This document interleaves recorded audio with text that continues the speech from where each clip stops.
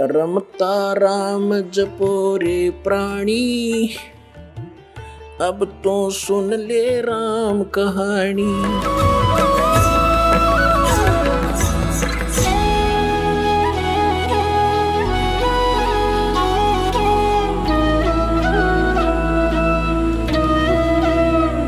अब क्या बताते हैं, नरसेती तू पशुआ की जय गद्दा बैल बनाई, ये 56 भोग कहाँ मन भोरे, कि तकुरेड़ी चरणे जाई।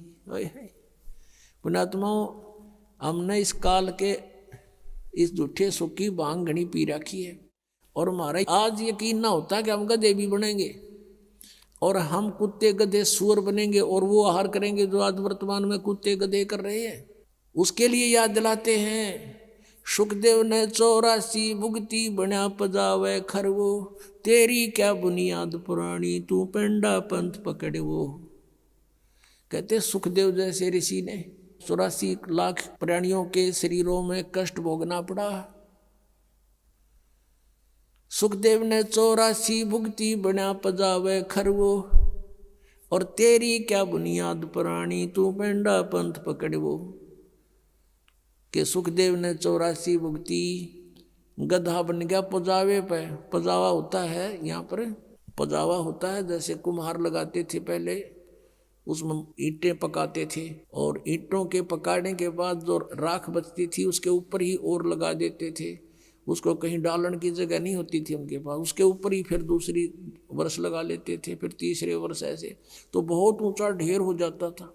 और गधे पे नीचे से कच्ची ईंटें डालते हैं उसके कमर के थैले पे, और नीचे से कच्ची ईंटें ले जाते हैं, कच्ची उतारते पक्की फटाफट ठोक देते हैं उसके ऊपर, और फिर देकर डंडा नीचे को धक्का दे देते हैं। 1 सेकंड की भी उसके पास समय नहीं है, नीचे से भी लद्दा जाता है, ऊपर से भी लद्दा आता है, और कमर टूट जाती है गधे की। और शाम को आहार करने के लिए कहाँ जाता है, कुर्डियों पर, यानी बाहर मैदान में, वहाँ खाता है, फिर चारा भी बाहर चर के आता है, और सेवा को मार की करता है। और फिर टूटी कमर पर जख्म हो जाता है, उसको कौवे नोचते हैं, उसी जख्म के ऊपर आते ही कुम्हार जो कानू वो थैला रख देता है और ईंटें भर के फटाफट उसको स्टार्ट कर देता है, लेकर लठ। और फिर देखो पुणात्मा, अपना शरीर यहाँ कहीं से छुल जा खाल थोड़ी सी किसी कारण से भी, और उसके ऊपर कपड़ा भी लग जाना, कपड़ा वैसे भी आंखों में पानी आता है, इतनी पीड़ा होती है।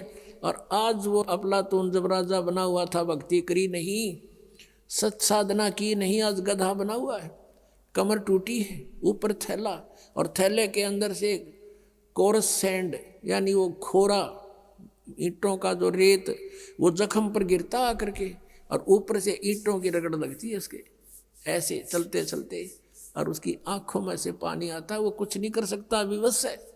अपनात्माओं, पहले तो हम भी ऐसे ही थे, अब परमात्मा की दया से आत्मा निर्मल हुई, ये बातें याद आती हैं तो भी शरीर कांप जाता है। और एक बार नहीं, असंख्यों बार, एक बार नहीं असंख्यों बार ये कष्ट उठाए हमने। अपनात्माओं, आपको कितना राहत होने जा रही है, कितना लाभ होने जा रहा है, आप नहीं समझ सकते इसको। और हम कितना कष्ट उठा चुके हैं संख्यों बार। ये तो एक बार के गधे का एक दिन की बता रहे हैं, ये कष्ट एक दिन में ऐसा होता है, और एक गधे का जीवन कितना। अब इसलिए बताते हैं सतगुरु के उपदेश का, जय सतगुरु की संगत करते सकल कर्म कट जाई, अमरपुरी पर आसन होते जहां धूप ना छाई। यदि सतगुरु की संगत करते, शरण में आ जाते, ये नकली सतगुरुओं की नहीं बात बनती, तो कहते हैं ये कैसा दुख आपके ऊपर हो रहा है, किस प्रकार बाईपास निकालेंगे संत।